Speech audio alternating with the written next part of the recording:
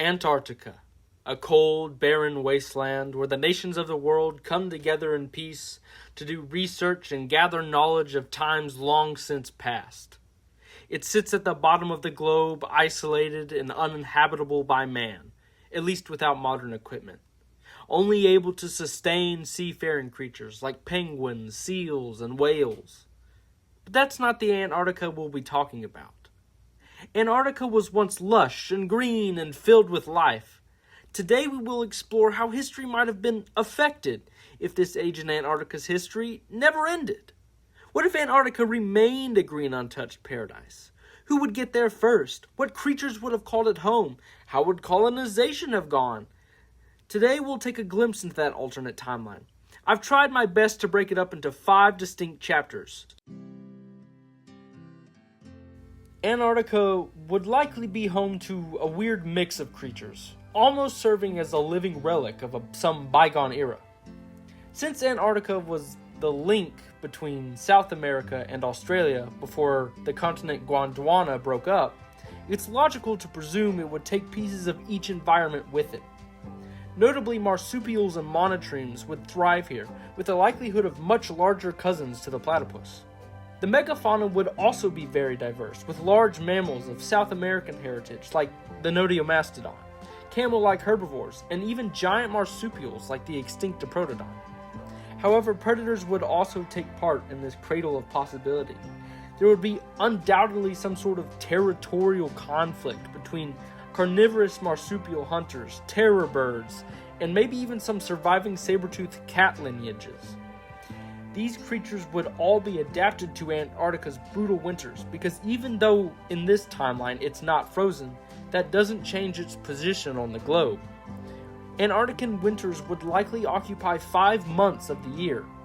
However, the purely animalistic environment would not last, as with all other lands, humans would arrive here eventually. The positioning of Antarctica allows for a rather strange occurrence. Its proximity to South America would grant its southernmost peoples, such as the Selknam or more likely the Yagan, to be able to cross the Drake Passage around 1000 BC, as the Yagan were already masters of canoes, so it's possible that when the Drake Passage isn't pulling this move,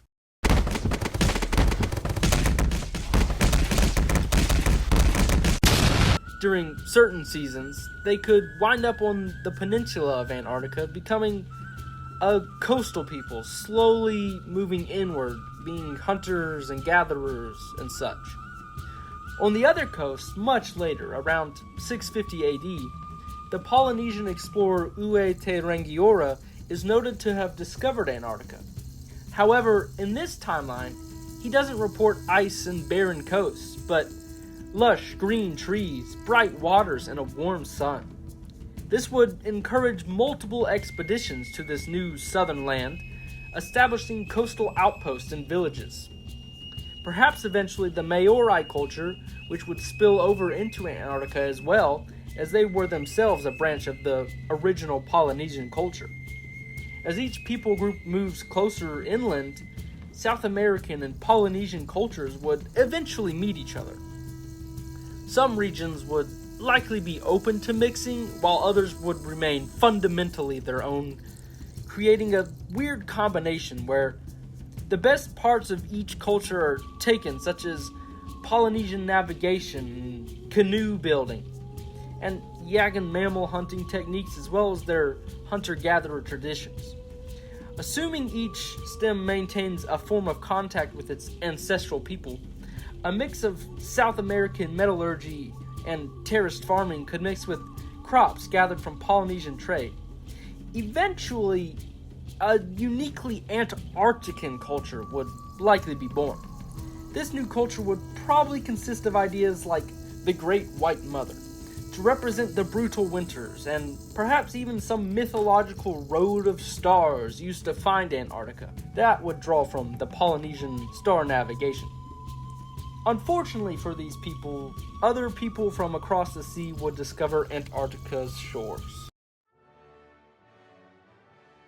It's likely to assume that Antarctica would be spotted early on by European explorers during the Age of Discovery, sometime between 1570 and 1620, either by accidental sightings or the Brouwer route. This route, pioneered by Dutch captain Hendrik Brouwer, noted that using the roaring 40s of the Southern Ocean, ships could ride the current swiftly to Asia from Africa. Undoubtedly, ships drifting a little too far south would naturally spot Antarctica. There would be a few outposts and some poking around the edges, as the waters still deterred European exploration. So it's likely that settlement wouldn't come until the late 1780s or 90s, when larger warships and better navigation tools, as well as copper-sheathed hulls, would make the onslaught of the Southern Ocean more bearable for European vessels in the long term. This would establish permanent trade outposts and small towns, but nothing like a full-blown colony, at least not yet. That is until seafaring steamships would enter the game in the late 1830s. This powerful new type of ship would allow much safer transport to the Antarctic coast. This would cause a sort of land rush, with British, French, Sweden trying to be cool, and maybe even Portugal, and a very late-to-the-race Germany in the 1880s, each pursuing different economic and political objectives in the regions they can grab. Kind of like a precursor to the scramble for Africa. However, there would be a rather interesting roadblock in Europe's colonial ambitions. The Monroe Doctrine told Europe to stay out of the Americas and be content with what they had. However, Antarctica creates an interesting predicament, as technically Antarctica falls closer to South America than it does any other land mass. This would likely prompt Monroe, or those who came after him, to extend his doctrine upon Antarctica, or at least a portion of it, leading to a major discourse with the European great powers. This discourse would culminate in one of two ways. Either America would successfully resist colonial expansion with South American aid, resulting in some war over Antarctica.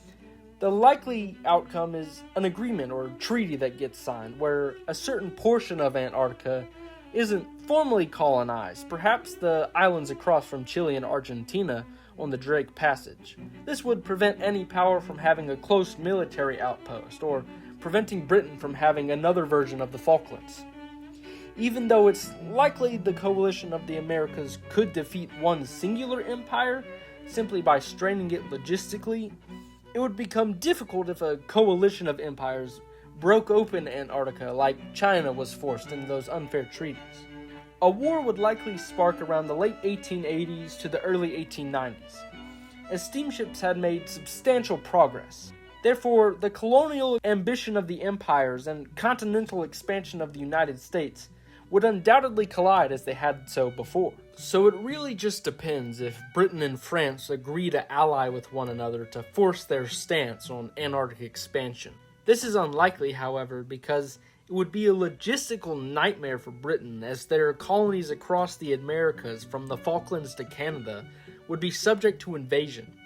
This would spread the Army and Royal Navy extremely thin, discouraging their involvement directly, though they could still support whatever European power tried to crack open Antarctica, at least from the sideline.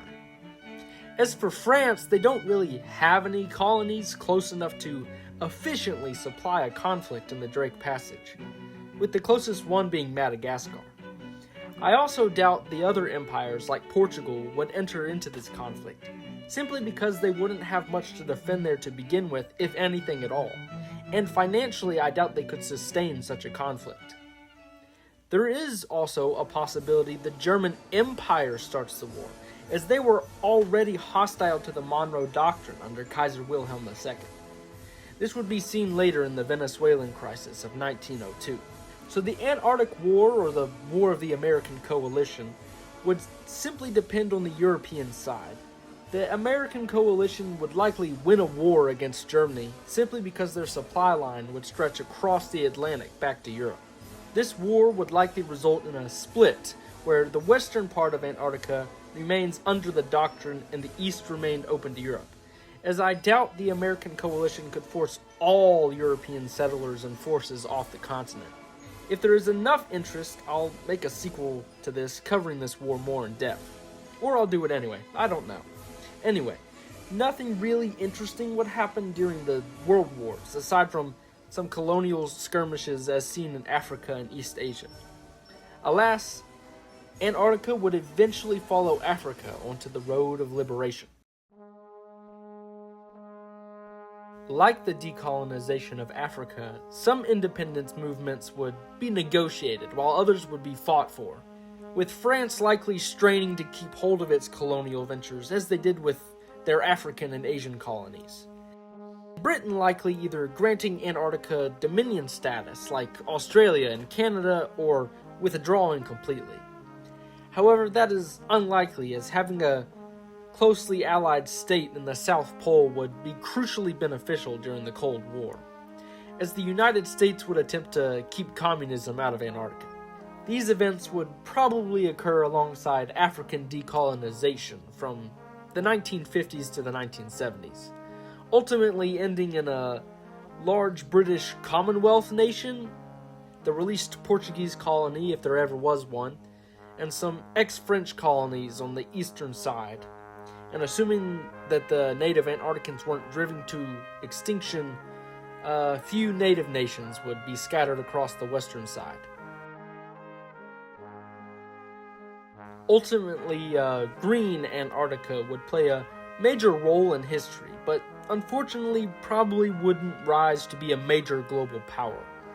Unless, of course, all the newly independent nations somehow agreed to unite into some sort of Antarctic Federation. I hope you all enjoyed, and let me know any cool ideas you think I should tackle next. And once again, I don't have an outro, so...